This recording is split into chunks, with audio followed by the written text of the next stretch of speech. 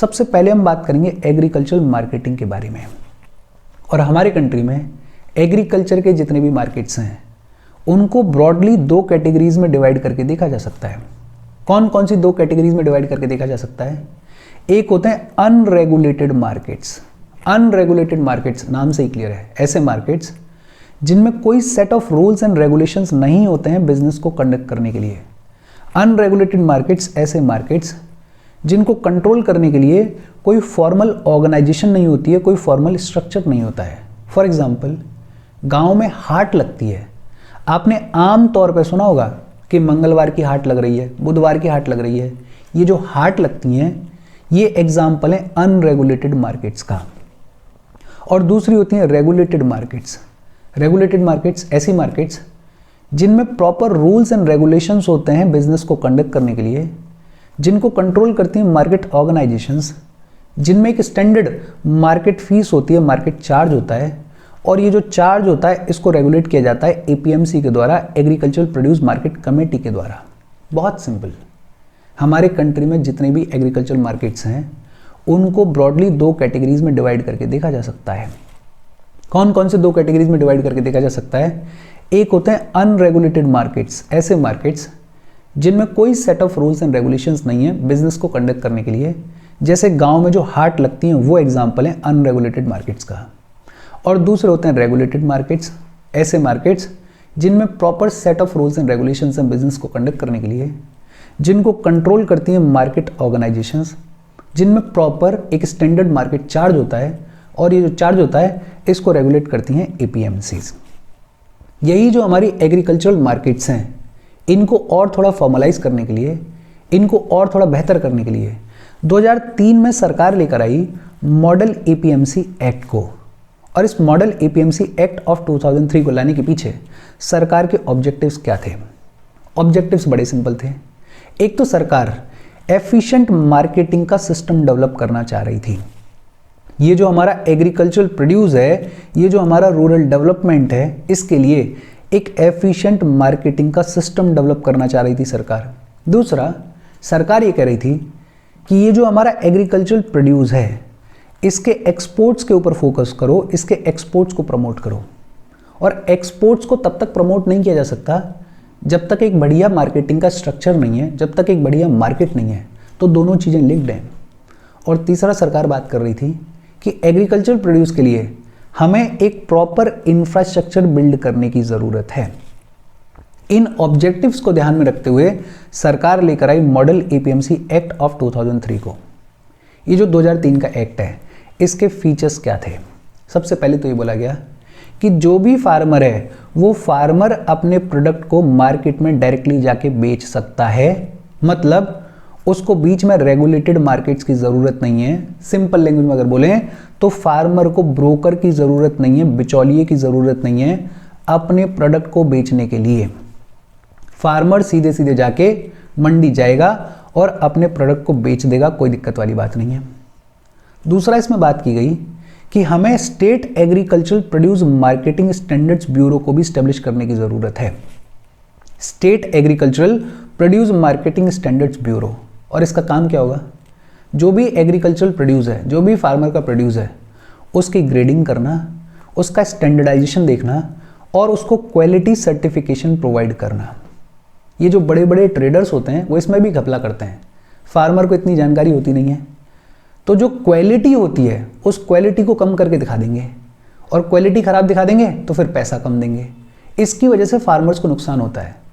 तो 2003 के एक्ट में साफ साफ बोला गया कि हमें state agricultural produce marketing standards bureau को भी स्टैब्लिश करने की ज़रूरत है। इस 2003 के एक्ट ने बढ़ चढ़ के पब्लिक प्राइवेट पार्टनरशिप को भी प्रमोट किया। और पब्लिक प्राइवेट पार्टनरशिप को प्रमोट किया स्पेशली पोस्ट हार्वेस्ट मैनेजमेंट में, कि जब हार्वेस्ट हो गया है, जब फसल तैयार हो गई है, तो उसके बाद ट्रांसपोर्ट के नेटवर्क्स चाहिए, उसके बाद कोल्ड स्टोरेज के यूनिट्स चाहिए। तो ये जितना भी पोस्ट हार्वेस्ट मैनेजमेंट वाला इंफ्रास्ट्रक्चर है इसमें बढ़ चढ़ के पब्लिक प्राइवेट पार्टनरशिप को भी प्रमोट किया गया। 2003 के एक्ट में कॉन्ट्रैक्ट फार्मिंग को भी एडवोकेट किया गया, कॉन्ट्रैक्ट फार्मिंग की भी बातचीत की गई। एक चीज़ और बोली गई कि जितना भी मार्केट रिलेटेड डेटा है कि कितना एग्रीकल्चरल प्रोड्यूस आया मार्केट में, क्या रेट चल रहा है, कितना बेचा गया है, उस डेटा को पब्लिश करो ताकि फार्मर को जानकारी मिले, ताकि बायर को जानकारी मिले, ताकि सेलर को प्रॉपर जानकारी मिले। साथ में ये भी बोला गया कि कुछ स्पेसिफिक एग्रीकल्चरल कमोडिटीज़ के लिए हमें स्पेशल मार्केट्स को भी स्टैब्लिश करने की ज़रूरत है। जैसे बहुत सारे एग्रीकल्चरल आइटम्स ऐसे होते हैं जो कि पेरिशेबल होते हैं, जो कि जल्दी ख़राब हो जाते हैं। ऐसे आइटम्स के लिए, ऐसी एग्रीकल्चरल कमोडिटीज़ के लिए हमें स्पेशल मार्केट्स को भी स्टैब्लिश करना चाहिए। और फाइनली बोला गया कि जो नोटिफाइड एग्रीकल्चरल कमोडिटीज़ हैं उनको बेचने के लिए आपको सिर्फ एक बार मार्केट की फीस देनी है, और फिर उस एरिया में जितने भी मार्केट्स हैं एग्रीकल्चर वाले, आप उनमें से किसी में भी जाके अपने प्रोड्यूस को बेच सकते हो। इससे पहले तक क्या होता था कि अगर आप किसी भी मार्केट में जाओगे तो पहले उस मार्केट का चार्ज आपको देना पड़ेगा, लेकिन अब क्या बोल दिया गया कि पूरे एरिया में किसी भी मार्केट में जाके आप बेच सकते हो, सिर्फ एक बार आपको मार्केट की फीस देनी है। बहुत simple. Model APMC act of 2003 के फीचर्स क्या थे? एक तो ये बोला गया कि फार्मर अपने प्रोडक्ट को डायरेक्टली बेच सकता है मंडी में जाके, उसको बिचौलिए की ज़रूरत नहीं है, ब्रोकर की ज़रूरत नहीं है। दूसरा बोला गया कि state agricultural produce marketing standards bureau को एस्टेब्लिश किया जाए, जो कि प्रोड्यूस का क्वालिटी सर्टिफिकेशन प्रोवाइड करेगा।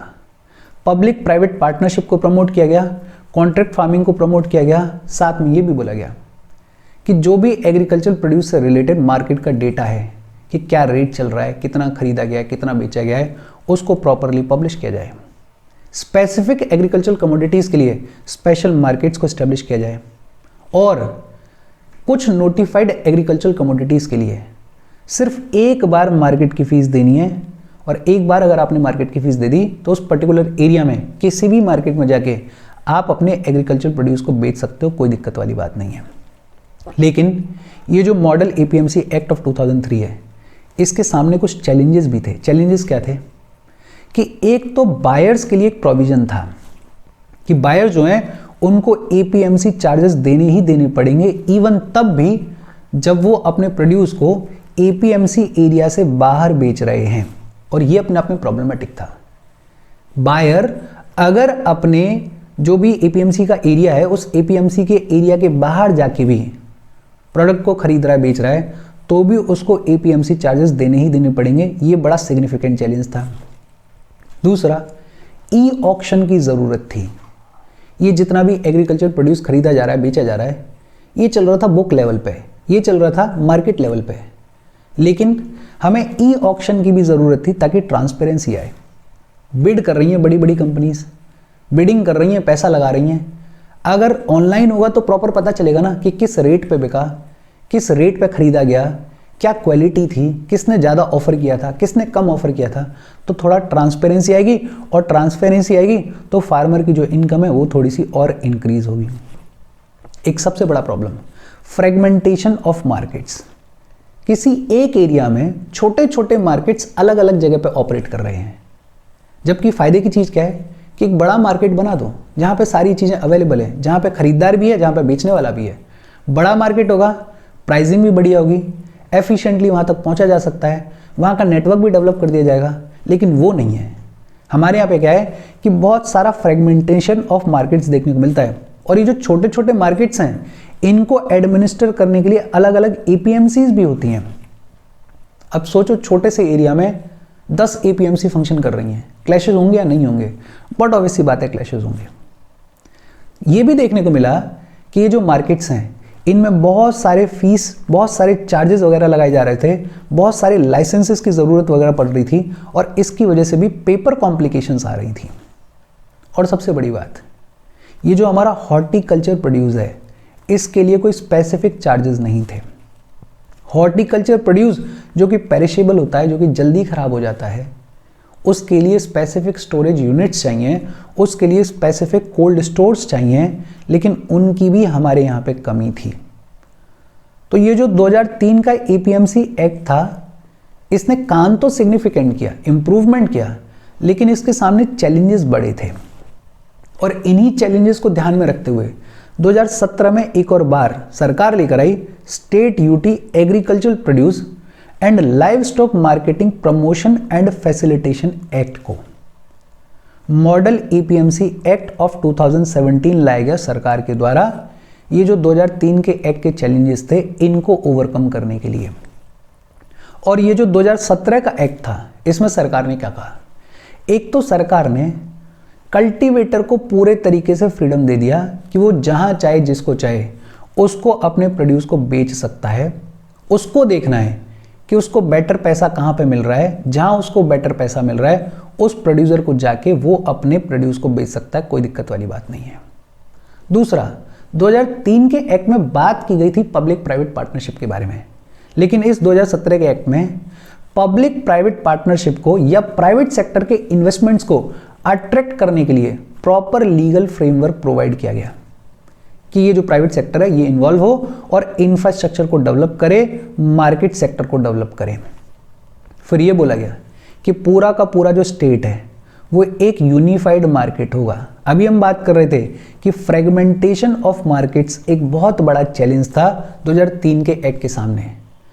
तो 2017 के एक्ट में ये बोला गया कि पूरे के पूरे स्टेट को एक यूनिफाइड मार्केट के जैसे ही ट्रीट किया जाएगा।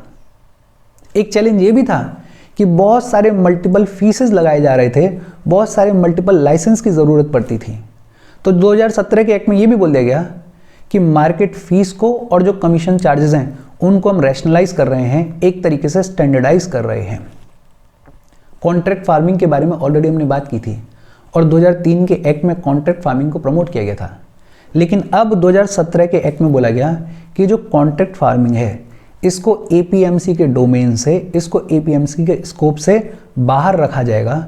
बिकॉज होता क्या था कि ये जो एपीएमसीज हैं वो कॉन्ट्रैक्ट फार्मिंग में भी अपनी फीस को लगा देती थी, अपने पैर फंसाती थी। तो कॉन्ट्रैक्ट फार्मिंग को एपीएमसी के डोमेन से बाहर निकाला गया।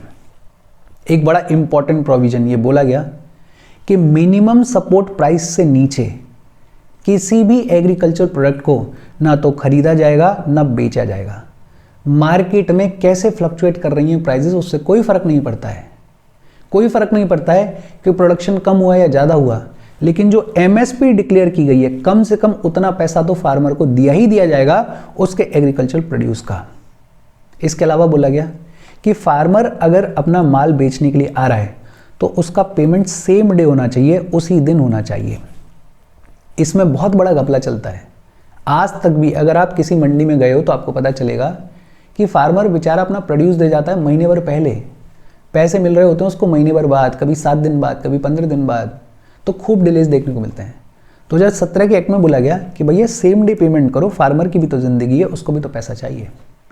ये जो 2017 का एक्ट है इसको अरुणाचल ने, उत्तर प्रदेश ने और छत्तीसगढ़ ने अडॉप्ट कर लिया है। अब ये ध्यान रखना कि एग्रीकल्चर जो है वो स्टेट सब्जेक्ट है। तो ये जितने भी एक्ट्स 2003 वाला और 2017 वाला हमने पढ़ा, ये मॉडल एपीएमसी एक्ट हैं। सरकार ये कह रही है, सेंट्रल गवर्नमेंट ये कह रही है कि इन लाइंस पे आपको काम करना चाहिए। लेकिन at the end of the day agriculture is a state subject. State अपने हिसाब से चीज़ों को लेती है, अपने हिसाब से चीज़ों को करती है। तो ये जो 2017 का एक्ट है इसको अरुणाचल, उत्तर प्रदेश और छत्तीसगढ़ ने अडॉप्ट कर लिया है। बहुत सिंपल सी बातचीत है। हम आगे बढ़ें उससे पहले वीडियो पे लाइक के बटन को दबा दो। लाइक दबाना ज़रूरी है बिकॉज यूट्यूब ऐसे ही फंक्शन करता है। जब आप वीडियो पे लाइक के बटन को दबाते हो तो यूट्यूब वीडियो को कंसिडर करता है और थोड़ा सा पुश कर देता है। तो लाइक का बटन दबा दो, शेयर कर दो अपने सोशल मीडिया हैंडल्स पे, व्हाट्सएप वगैरह पे अपने फ्रेंड्स को। जो भी लोग इसमें इंटरेस्टेड हैं, इससे रिलेटेड पढ़ाई कर रहे हैं, उनको शेयर कर दो। और ये दोनों चीज़ें तो खुद से कर दिया करो, याद से कर दिया करो, बिकॉज इसमें आपका कुछ जाता नहीं है। और ये दोनों चीज़ें चैनल की ग्रोथ के लिए बेहद इंपॉर्टेंट है। अगर चैनल को सब्सक्राइब नहीं किया है तो चैनल को सब्सक्राइब कर लो। और अगर आप केपेबल हो और हेल्प करना चाहते हो तो आप हमें हेल्प कर सकते हो by clicking on the join button, या फिर आप QR कोड को भी स्कैन करके कंट्रीब्यूट कर सकते हो। फिर इसके बाद बात आती है the integrated scheme for agriculture marketing के बारे में। Integrated scheme for agriculture marketing, इसको लॉन्च किया गया 2014 में और इस स्कीम में 6 सब स्कीम्स हैं। अब 2014 की स्कीम है तो बहुत ज़्यादा डिटेल में पढ़ने की ज़रूरत नहीं है, लेकिन हाँ, जब एग्रीकल्चर मार्केटिंग के बारे में हम बात कर रहे हैं तो आपको पता होना चाहिए कि एक मेन स्कीम भी है, integrated scheme for agriculture marketing, जिसको कब लाया गया, 2014 में लाया गया। और इसमें 6 सब स्कीम्स हैं। उन 6 सब स्कीम्स के नाम क्या हैं? Agricultural marketing infrastructure. पहली कौन सी है? Agricultural marketing infrastructure. दूसरी कौन सी है? Marketing research and information network. दूसरी कौन सी है? Marketing research and information network. तीसरी कौन सी है? Strengthening of Agmark grading facilities. तीसरी कौन सी है? Strengthening of Agmark grading facilities. चौथी है training research and consultancy through Chaudhary Charan Singh national institute of agricultural marketing. चौथी कौन सी है? Training research and consultancy through Chaudhary Charan Singh national institute of agricultural marketing. पांचवी कौन सी है? Agri business development by venture capital assistance. पांचवी कौन सी है? Agri business development. और छठवीं नेम, नेशनल एग्रीकल्चर मार्केट, जिसको इंक्लूड किया गया 2017-18 में। 6 के नाम याद रह जाएं तो ठीक है, अदरवाइज बहुत ज़्यादा लोड लेने की ज़रूरत नहीं है। मुझे नहीं लगता कि ये काम आने वाला है।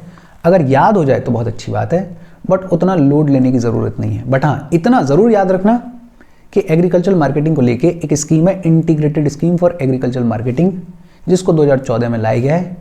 इसके अंदर 6 सब स्कीम्स हैं और एक जो इंपॉर्टेंट नाम याद रख सकते हो आप, वो है नेम, नेशनल एग्रीकल्चर मार्केट, जिसको इंक्लूड किया गया 2017-18 में। फिर एक टर्म और है एग्रीडेक्स। एग्रीडेक्स क्या होता है? इस एग्रीडेक्स को तैयार किया national commodity and derivatives exchange ने। एग्रीडेक्स को किसने तैयार किया? National commodity and derivatives exchange ने। और ये हमारे कंट्री का पहला एग्रीकल्चरल फ्यूचर ट्रेडिंग इंडेक्स है। ये हमारे कंट्री का पहला एग्रीकल्चरल फ्यूचर्स ट्रेडिंग इंडेक्स है, जिसमें 10 लिक्विड कमोडिटीज को ट्रेड किया जाता है। कौन कौन से 10 लिक्विड कमोडिटीज को ट्रेड किया जाता है? सोयाबीन को, चना को, कोरिएंडर को, कॉटन सीड को, ऑयल केक को, ग्वार गम को, ग्वार सीड को, मस्टर्ड सीड को, रिफाइंड सोया ऑयल को, कैस्टर्ड सीड को और जीर्स को। अब आपको तो इतना याद रखना है कि एग्रीडेक्स क्या है। एग्रीडेक्स हमारे कंट्री का पहला एग्रीकल्चरल फ्यूचर ट्रेडिंग इंडेक्स है। किसने डेवलप किया है? National commodity and derivatives exchange ने इसको तैयार किया है और इसके अंदर 10 लिक्विड कमोडिटीज को ट्रेड किया जाता है। बस इतना सा याद रख लो, काम चल जाएगा। फिर इसके बाद बात आती है about different standards of certification. हमारे कंट्री में सर्टिफिकेशन के कई सारे स्टैंडर्ड्स इशू किए जाते हैं। कौन कौन से स्टैंडर्ड्स हैं? सबसे पहला पॉपुलर नाम आपने सुना होगा bureau of Indian standards, BIS, bureau of Indian standards की कहानी क्या है? ये हमारी कंट्री की नेशनल स्टैंडर्ड्स बॉडी है। ब्यूरो ऑफ इंडियन स्टैंडर्ड हमारी कंट्री का नेशनल स्टैंडर्ड्स बॉडी है, जिसको स्टैब्लिश किया गया है under BIS act of 2016। Bureau of Indian standards हमारी नेशनल स्टैंडर्ड्स बॉडी है, जिसको स्टैब्लिश किया गया है BIS एक्ट ऑफ 2016। किस मिनिस्ट्री के under? Ministry of consumer affairs, food and public distribution के अंडर। अच्छा, BIS एक्ट 1986 में लाया गया था। इस BIS एक्ट 1986 को अमेंड किया गया कब? 2016 में। और आज की डेट में हमारा जो ब्यूरो ऑफ इंडियन स्टैंडर्ड है वो फंक्शन करता है BIS एक्ट ऑफ 2016 के अकॉर्डिंग। 2-3 चीज़ें। ब्यूरो ऑफ इंडियन स्टैंडर्ड हमारे कंट्री की नेशनल स्टैंडर्ड बॉडी है, जिसको 2016 के एक्ट के तहत एस्टेब्लिश किया गया है। Ministry of consumer affairs, food and public distribution के अंडर ये काम करता है। ब्यूरो ऑफ इंडियन स्टैंडर्ड्स के फंक्शंस क्या हैं? एक तो ये जो BIS है, ये बहुत सारे इंडस्ट्रियल प्रोडक्ट्स के लिए स्टैंडर्ड्स को फॉर्मुलेट करता है, और मैं बात कर रहा हूँ इंडस्ट्रियल प्रोडक्ट्स के लिए। इसमें फूड रिलेटेड प्रोडक्ट्स भी हैं, इसमें और इंडस्ट्री रिलेटेड प्रोडक्ट्स भी हैं। तो बहुत सारे इंडस्ट्रियल प्रोडक्ट्स के लिए स्टैंडर्ड्स को फॉर्मुलेट करने का काम किसका है? BIS का है। प्रोडक्शन सर्टिफिकेशन स्कीम चलती है इसके तहत। आपने सुना होगा ISI मार्क। ये जो ISI मार्क है, ये प्रोवाइड किया जाता है ऐसे प्रोडक्ट्स को जो कि हमारे रेलेवेंट इंडियन स्टैंडर्ड्स को मैच करते हैं। तो BIS जो है वो प्रोडक्शन सर्टिफिकेशन स्कीम भी चलाता है, जिसके तहत ISI मार्क प्रोवाइड किया जाता है उन प्रोडक्ट्स को जो कि हमारे इंडियन स्टैंडर्ड्स को मैच करते हैं। लेकिन ये जो ISI मार्क है, ये जो प्रोडक्शन सर्टिफिकेशन स्कीम है, ये वॉलेंट्री है इन नेचर। अगर आप ऑप्ट करना चाहते हो तो आप ऑप्ट कर सकते हो, अदरवाइज वॉलेंट्री है। लेकिन हाँ, कुछ प्रोडक्ट्स ऐसे हैं जिनके लिए ISI मार्क मैंडेटरी है। और जो गुड्स हम बाहर से लेकर आते हैं उनके लिए अलग से सेपरेट सर्टिफिकेशन का भी काम कौन करता है? BIS करता है। फिर BIS हॉलमार्किंग भी करता है। ये जितनी भी गोल्ड और सिल्वर की ज्वेलरी होती है, उस ज्वेलरी के लिए जो हॉलमार्किंग की जाती है, वो भी काम किसका है? वो भी काम है BIS का। एक बार फिर से देख लें, ब्यूरो ऑफ इंडियन स्टैंडर्ड्स, ये नेशनल स्टैंडर्ड बॉडी है हमारी कंट्री की। इसको स्टैब्लिश किया गया है BIS एक्ट ऑफ 2016 के तहत, और ministry of consumer affairs, food and public distribution के अंडर ये फंक्शन करती है। इसके प्राइमरीली 3 काम है। एक तो इंडस्ट्रियल प्रोडक्ट्स के लिए स्टैंडर्ड्स को फॉर्मुलेट करना, दूसरा प्रोडक्शन सर्टिफिकेशन स्कीम चलाना जिसके तहत ISI मार्क वगैरह देती है ये BIS फॉर दोज प्रोडक्ट्स जो कि इंडियन स्टैंडर्ड्स को मैच करते हैं, और तीसरा हॉलमार्किंग करना। ये जो गोल्ड की ज्वेलरी है, सिल्वर की ज्वेलरी है, इसके लिए हॉलमार्किंग, ये भी किसका काम है? BIS का काम है। फिर दूसरा स्टैंडर्ड चलता है एगमार्क। एगमार्क के बारे में भी आपने सुना होगा। हमारे कंट्री में जो एग्रीकल्चरल प्रोडक्ट्स हैं उनके लिए सर्टिफिकेशन का सिस्टम है क्या? एगमार्क। और ये जो एगमार्क है इसको कौन इश्यू करता है? Directorate of marketing and inspection.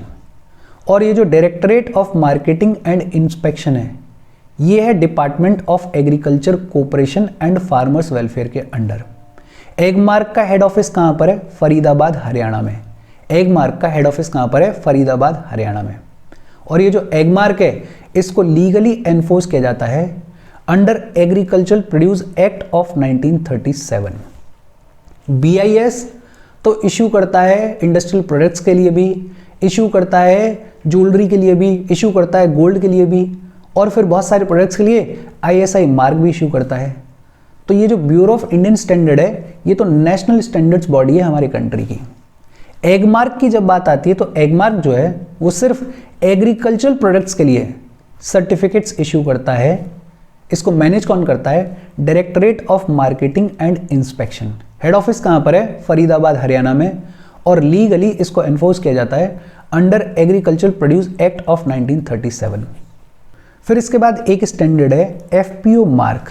FPO mark हमारे कंट्री में जितने भी प्रोसेस्ड फूड प्रोडक्ट्स बेचे जाते हैं उन सभी प्रोसेस्ड फूड प्रोडक्ट्स के लिए मैंडेटरी सर्टिफिकेट है FPO मार्क।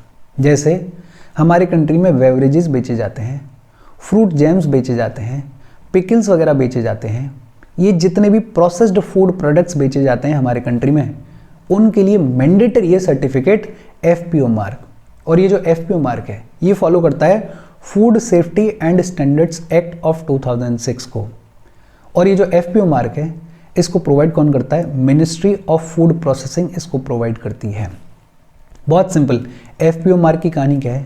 हमारे कंट्री में जितने भी प्रोसेस्ड फ्रूट्स प्रोडक्ट बेचे जाते हैं उनके लिए मैंडेटरी है FPO मार्क, और इसको इश्यू किया जाता है मिनिस्ट्री ऑफ फूड प्रोसेसिंग के द्वारा, और ये फॉलो करता है food safety and standards act of 2006 को।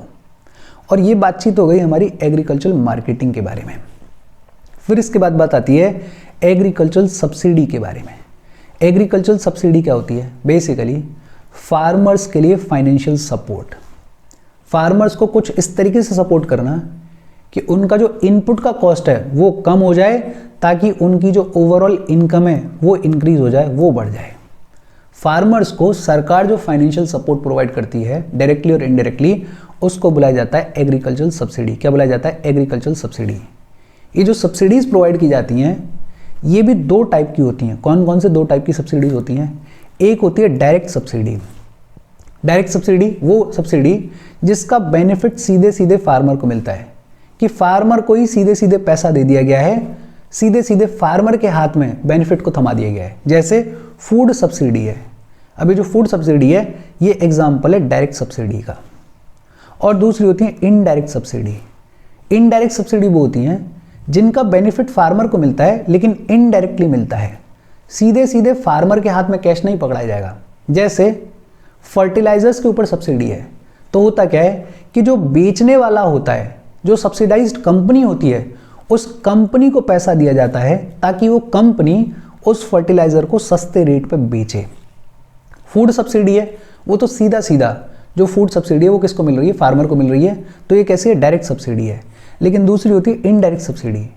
इनडायरेक्ट सब्सिडी में फायदा तो फार्मर को ही देना होता है लेकिन फार्मर को सीधे सीधे फायदा नहीं मिलता, इनडायरेक्टली फायदा मिलता है। जैसे फर्टिलाइजर्स की खरीद बेच है, तो फर्टिलाइजर्स की कीमत को कम रखा जाएगा और जो डिफरेंस होगा उस डिफरेंस को सरकार एज अ सब्सिडी कंपनी को प्रोवाइड कर देती है। तो अल्टीमेटली फायदा किसको मिला? अल्टीमेटली फायदा फार्मर को ही मिला। तो टाइप्स ऑफ सब्सिडीज की बात करें तो एक डायरेक्ट सब्सिडी होती है और दूसरी इनडायरेक्ट सब्सिडी होती है। अच्छा, अलग अलग सेक्टर्स में सरकार ने अलग अलग सब्सिडीज चलाई हुई हैं फार्मिंग को प्रमोट करने के लिए। इन जनरल और बहुत सारे सेक्टर्स हैं जिनको प्रमोट करने के लिए। वो सब्सिडीज कौन सी हैं?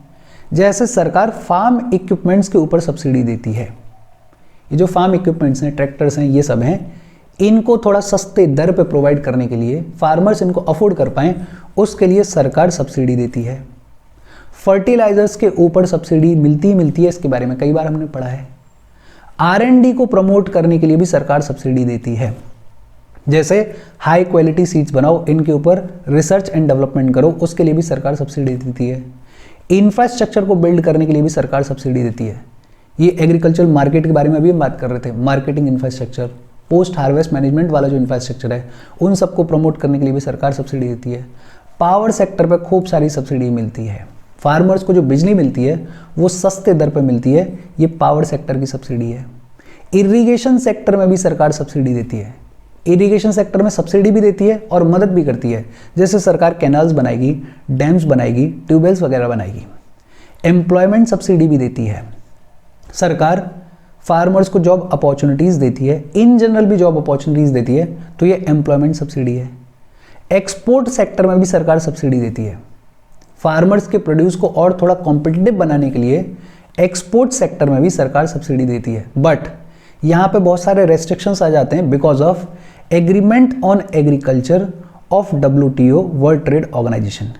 एग्रीमेंट ऑन एग्रीकल्चर के बारे में होपफुली आपने पढ़ा होगा। अगर पढ़ा है तो अच्छी बात है, अगर नहीं पढ़ा है तो आगे चलते हुए हम इसके बारे में बातचीत करेंगे। लेकिन हाँ, एक्सपोर्ट सेक्टर में भी सरकार सब्सिडी देती है। और फिर क्रेडिट तो मिलता ही है सस्ते दरों पे। सरकार फार्मर्स को लोन देती है सस्ते दरों पे, और ये जो लोन होता है ये 3 टाइप का होता है। पिछले ही सेशंस में हमने बात की है। लॉन्ग टर्म लोन देती है सरकार 5 से 20 साल के लिए। अगर किसी को अपने फार्मिंग में स्ट्रक्चरल चेंजेस करने हैं, बड़े चेंजेस करने हैं, तो लॉन्ग टर्म लोन देती है सरकार। मीडियम टर्म लोन देती है सरकार। छोटे मोटे मशीन्स खरीदने हैं, छोटे मोटे एग्रीकल्चर के टूल्स खरीदने हैं, इक्विपमेंट्स खरीदने हैं, उसके लिए मीडियम टर्म लोन देती है सरकार। और फिर शॉर्ट टर्म लोन देती है सरकार क्रॉप फाइनेंस के लिए, कि पेस्टिसाइड्स खरीदने हैं, फर्टिलाइजर्स खरीदने हैं, सीड्स वगैरह खरीदने हैं, उसके लिए शॉर्ट टर्म लोन देती है सरकार। अब ये जो सब्सिडीज़ वाला टॉपिक है, अभी तक ये ऐसा टॉपिक है कि इसमें आपको रटना है ही नहीं कुछ। आपको ये समझना है कि सरकार जो है वो फार्मर्स को प्रमोट कर रही है, एग्रीकल्चर को प्रमोट कर रही है, उसके लिए सब्सिडी दे रही है। वेरियस सेक्टर्स में सब्सिडी दी जा रही है। अच्छा, एग्रीकल्चर सब्सिडी दी जा रही है, लेकिन इसके अगेंस्ट में भी कुछ आर्ग्यूमेंट्स हैं, और अगेंस्ट में जो आर्ग्यूमेंट्स हैं वो बड़े सॉलिड आर्ग्यूमेंट्स हैं। ये जो अगेंस्ट वाले आर्ग्यूमेंट हैं इनको थोड़ा दिमाग में रखना। एक आर्ग्यूमेंट क्या है कि ये जो एग्रीकल्चर सब्सिडी दी जाती है, इसका बेनिफिट ज़्यादातर बड़े फार्मर्स को मिलता है, उन फार्मर्स को मिलता है जिनको सब्सिडी की ज़रूरत ही नहीं होती है। होता क्या है गाँव में कि कोई बड़ा साहूकार है जिसके पास में 100 बीघा खेत है, 150 बीघा खेत है या 50 बीघा खेत है। वो आदमी खुद नहीं करता एग्रीकल्चर, वो किसी आदमी को रखेगा उस खेती को करवाने के लिए। लेकिन बेनिफिट किसको मिलेगा? बड़े साहूकार को। जो एक्चुअल में उस खेत में काम कर रहा है उसको सब्सिडी का बेनिफिट नहीं मिलता है। तो ये एक बहुत बड़ा लूप होल है कि जो एग्रीकल्चर सब्सिडीज़ हैं वो जाती हैं बड़े फार्मर्स को, उन फार्मर्स को जिनको शायद इसकी ज़रूरत नहीं है। दूसरा, फर्टिलाइज़र पे आपने सब्सिडी दी है, उसकी वजह से क्या हुआ है कि इम्बैलेंस देखने को मिलता है फर्टिलाइजेशन के प्रैक्टिसेस में। जैसे हम बात कर रहे थे कि NPK उसका आइडियल रेशियो कितना होना चाहिए, 4:2:1 होना चाहिए, लेकिन कितना चल रहा है, 8:3:1 चल रहा है। क्यों चल रहा है? क्योंकि यूरिया पे खूब सारी सब्सिडी मिलती है। तो इम्बैलेंस्ड फर्टिलाइजेशन प्रैक्टिसेस ये भी आउटकम है एग्रीकल्चर सब्सिडी का। फिर जब सब्सिडाइज्ड पावर मिलती है तो पानी का इनएप्रोप्रिएट यूज़ होता है। अगर आप गांव जाते होगे, आपने देखा होगा, तो वहाँ पर ट्यूबवेल चलता ही रहता है। जब लाइट आ जाए ऑटोमेटिकली ट्यूबवेल चल जाता है, जब लाइट चली जाए ट्यूबवेल बंद हो जाता है। क्यों हो रहा है ये? बिकॉज पावर सब्सिडाइज्ड है, ऑलमोस्ट फ्री में मिल रही है पावर। अब इतनी सस्ती पावर है, इतनी सस्ती बिजली है, तो लोग सोचते ही नहीं है कि यार पानी भी तो वेस्ट हो रहा है, पानी को भी तो बचाया जाए। खेत में इतने पानी की ज़रूरत ही नहीं है। तो सब्सिडाइज्ड पावर की वजह से इनएप्रोप्रिएट यूज़ ऑफ वाटर भी देखने को मिलता है। और फिर इन सब्सिडीज़ में खूब सारा करप्शन भी एग्जिस्ट करता है, खूब सारा करप्शन। जिस फार्मर को, जिस बेनिफिशियरी को इन सब्सिडीज़ का फ़ायदा मिलना चाहिए उनको नहीं मिलता है, बीच में ही लोग खा जाते हैं सब कुछ। अब तो फिर भी डिजिटलाइज हो गई ये चीज़ें, तो काफ़ी इंप्रूवमेंट्स आए हैं। आज से 5 साल पहले मैं जहाँ रहता हूँ वहाँ पे कोई एक इंसान थे जो कि इसी फूड सब्सिडी वाले सेक्टर में काम करते थे। पूरी की पूरी बोरियाँ गायब कर देते थे वो, पूरा का पूरा मतलब कंटेनर ट्रक जो आता था उसको गायब कर देते थे वो। सोचो कितना तगड़ा करप्शन था। बट हाँ, अब ट्रांसपेरेंसी आई है, अब थोड़ा चीज़ें बेहतर हुई हैं, पूरे तरीके से ख़त्म नहीं हुई हैं, लेकिन हाँ डिजिटल होने की वजह से इन चीज़ों में थोड़ी सी सुधार देखने को मिली है। तो एग्रीकल्चरल सब्सिडी के अगेंस्ट में आर्ग्यूमेंट्स क्या हैं कि एक तो ये बड़े फार्मर्स को ज़्यादा फायदा करती हैं, दूसरा सब्सिडी की वजह से इम्बैलेंस्ड फर्टिलाइजेशन देखने को मिलता है, तीसरा सब्सिडाइज्ड पावर की वजह से इनएप्रोप्रिएट यूज़ ऑफ वाटर देखने को मिलता है, और चौथा करप्शन बहुत प्रेवलेंट होता है इनमें। और अब बात आती है मिनिमम सपोर्ट प्राइस के बारे में, एमएसपी के बारे में। एमएसपी के बारे में आपने कई बार सुना होगा। मिनिमम सपोर्ट प्राइस होती क्या है? ये वो प्राइस है जिस पे सरकार फार्मर की क्रॉप्स को खरीदती है, जिस पे सरकार फार्मर के प्रोड्यूस को खरीदती है। फॉर एग्जाम्पल, सरकार ने बोल दिया कि वीट के लिए जो एमएसपी है वो मान लेते हैं 4,000 रुपये है, एक बोरी पे 4,000 रुपये मिलेंगे। तो अब कोई फ़र्क नहीं पड़ता है कि प्रोडक्शन कम हुआ ज़्यादा हुआ, कोई फ़र्क नहीं पड़ता है। अब तो एक बोरी के 4,000 रुपये सरकार देगी ही देगी उस फार्मर को। तो मिनिमम सपोर्ट प्राइस कि भैया कम से कम इतना प्राइस तो आपको मिलेगा ही, ये वो प्राइस है जो कि सरकार पे करती है फार्मर को for the purchase of their produce. अब अगर कभी बम्पर हार्वेस्ट हो गया कि बहुत ज़्यादा पैदावार हो गई गेहूं की, तो ऐसा नहीं है कि प्राइसेस को ऑटोमेटिकली नीचे कर दिया जाएगा क्योंकि पैदावार ज़्यादा हो गई है। मिनिमम सपोर्ट प्राइस तो उसको मिलेगी ही मिलेगी। और ये जो एमएसपी है इसको सबसे पहली बार वीट के लिए ही अनाउंस किया गया था 1966-67 में। एमएसपी क्या है? वो मिनिमम प्राइस जो कि सरकार देगी ही देगी फार्मर को उसके प्रोड्यूस के लिए। एमएसपी को सबसे पहली बार वीट के लिए अनाउंस किया गया कब? 1966-67 में। एमएसपी के पीछे ऑब्जेक्टिव्स क्या हैं? फार्मर्स को इकोनॉमिक सेफ्टी प्रोवाइड करना। फार्मर पहले से ही गरीब आदमी, पहले से ही स्थिति खराब है उसकी, और उसका जो एग्रीकल्चर प्रोड्यूस है वो कैसा होने वाला है वो बहुत सारे फैक्टर्स पर डिपेंड करता है, क्लाइमेटिक कंडीशंस पे और बहुत सारे फैक्टर्स पे। तो उसके सामने हमेशा खतरा रहता है कि अगले साल पता नहीं पैदावार अच्छी आएगी या नहीं आएगी। और उसमें फिर एक और डर ऐड कर दो कि यार पैसे मिलेंगे मार्केट में या नहीं मिलेंगे।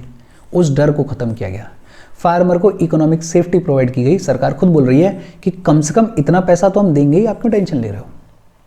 और जब सरकार अश्योर कर देती है तो फूड प्रोडक्शन इंक्रीज होता है, फूड सिक्योरिटी बेहतर होती है, बिकॉज फार्मर को थोड़ी हिम्मत मिलती है, उसको लगता है कि हाँ यार पैदावार करेंगे बिकॉज कम से कम इतना प्राइस तो हमें मिलेगा ही मिलेगा। दूसरा, एमएसपी के थ्रू सरकार क्रॉपिंग पैटर्न को भी इन्फ्लुएंस कर सकती है। सरकार को अगर चाहिए कि एक फलानी ये वाली एक क्रॉप जो है इसका कल्टीवेशन ज़्यादा हो सकता है सरकार इसकी एमएसपी को थोड़ा बढ़ा के डिक्लेयर कर दे। और अगर बढ़ा के डिक्लेयर करेगी तो फिर फार्मर क्या सोचेगा कि इस पे ज़्यादा दाम मिलेगा, इसको थोड़ा सा ज़्यादा कल्टीवेट करो। उल्टा भी कर सकती है सरकार कि अगर किसी को कम करना है, क्रॉपिंग पैटर्न में चेंजेस लाने हैं, तो सब्सिडी को कम कर दे। तो एमएसपी के थ्रू सरकार क्रॉपिंग पैटर्न को भी इन्फ्लुएंस कर सकती है। ये जो एमएसपी है इसको फिक्स और इसको अनाउंस सरकार करती है, लेकिन इंपॉर्टेंट क्या है, कब करती है? At the beginning of the sowing season. फसल बोई जाती है उससे पहले ही उस फसल की एमएसपी को डिक्लेयर कर दिया जाता है। बाद में प्रोड्यूस कितना आएगा उससे कोई फर्क नहीं पड़ता है। फसल बोई जा रही है उससे पहले ही सरकार ने बता दिया कि आपकी ये जो फसल आने वाली है इस पे हम कम से कम इतना एमएसपी आपको देने वाले हैं। और एमएसपी को डिक्लेयर किया जाता है on the basis of recommendation of commission for agricultural cost and prices. Commission for agricultural cost and prices की रिकमेंडेशंस के बेसिस पे एमएसपी को डिक्लेयर किया जाता है। और एमएसपी को डिक्लेयर किया जाता है at the beginning of the sowing season. ये इंपॉर्टेंट है, सोइंग सीजन शुरू होता है उससे पहले ही सरकार एमएसपी को डिक्लेयर कर देती है। और एमएसपी को डिक्लेयर करने में बहुत सारे फैक्टर्स को कंसिडर किया जाता है। उन फैक्टर्स को ध्यान में रखा जाएगा, ये देखा जाएगा कि फार्मर नुकसान में न जाए, तब जाके एमएसपी को डिक्लेयर किया जाता है। और एमएसपी जो है वो अनाउंस की जाती है 1.5 times the cost of production of crop. Calculate किया जाएगा, देखा जाएगा कि ये जो फसल है इसको कल्टीवेट करने में फार्मर की कितनी कॉस्ट आ रही है। मान लेते हैं 100 रुपये आ रही है, तो एमएसपी इस 100 रुपये से 1.5 टाइम्स ज़्यादा होगी, मतलब एमएसपी 150 रुपये डिक्लेयर कर दी जाएगी। ये इंश्योर किया जाता है कि फार्मर को घाटा ना हो। एट प्रेजेंट 22 ऐसे क्रॉप्स हैं जिनके ऊपर सरकार एमएसपी को डिक्लेयर करती है, और शुगर केन के ऊपर फेयर एंड रेम्यूनरेटिव प्राइस को डिक्लेयर करती है सरकार। एफआरपी क्या होता है इसके बारे में बात करेंगे, लेकिन हाँ 22 ऐसे क्रॉप्स हैं जिनके लिए सरकार एमएसपी को डिक्लेयर करती है, और शुगर केन के लिए सरकार एफआरपी को डिक्लेयर करती है। अच्छा, इन 22 क्रॉप्स के अलावा तोरिया एक तरीके से सरसों होती है, और दूसरा डीहस्क्ड कॉटन, इनके लिए भी सरकार एमएसपी को डिक्लेयर करती है। लेकिन ये जो एमएसपी है ये फिक्स की जाती है on the basis of mustard and on the basis of copra, तो इनको अलग से लिखने की ज़रूरत नहीं है। तो 22 ऐसे क्रॉप्स हैं जिनके लिए सरकार एमएसपी को डिक्लेयर करती है, और शुगर केन इकलौता ऐसा क्रॉप है जिसके लिए सरकार एफआरपी को डिक्लेयर करती है। FRP, fair and remunerative price, ये क्या होती है?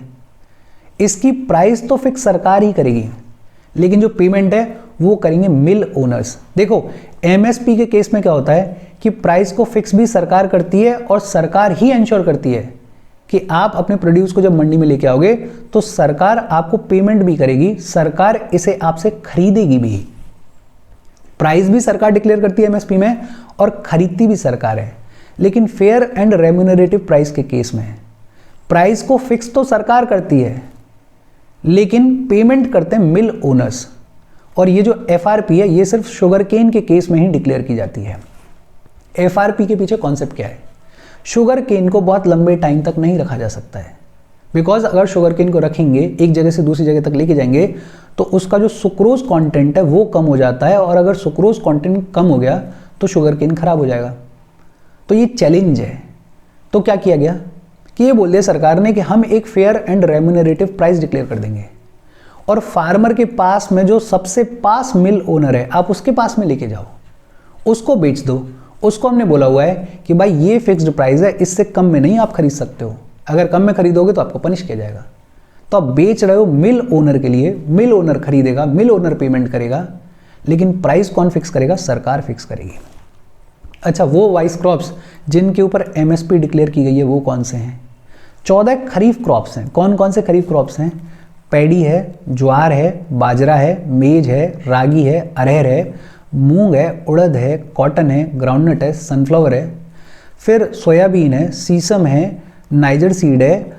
ये 14 खरीफ क्रॉप्स हैं। 6 राबी क्रॉप्स हैं। कौन कौन सी? वीट है, बार्ले है, ग्राम है, मसूर है, रैपसीड है, मस्टर्ड है, और सेफ्लावर है। और 2 और क्रॉप्स हैं। कौन से? कोपरा और जूट। बेसिकली आपको याद रखना है कि 22 ऐसे क्रॉप्स हैं जिनके ऊपर सरकार एमएसपी को डिक्लेयर करती है। अगर नाम याद रख सकते हैं तो नाम याद रख लो। और इसके साथ आज की हमारी बातचीत खत्म हो गई। इजी सेशन था, अब इजी ही है बिकॉज 2-3 लेक्चर्स में एग्रीकल्चर खत्म हो जाएगा, लेकिन ये वो वाले सेशंस हैं जो कि कॉम्प्रिहेंसिव आंसर लिखने में बड़ा मदद करते हैं। तो इन सेशंस को एक एक लाइन करके तो मत रटना, लेकिन अब ब्रॉड अंडरस्टैंडिंग आपको पूरी होनी चाहिए। कोई डाउट हो तो कमेंट करके पूछ लेना। Thank you very much.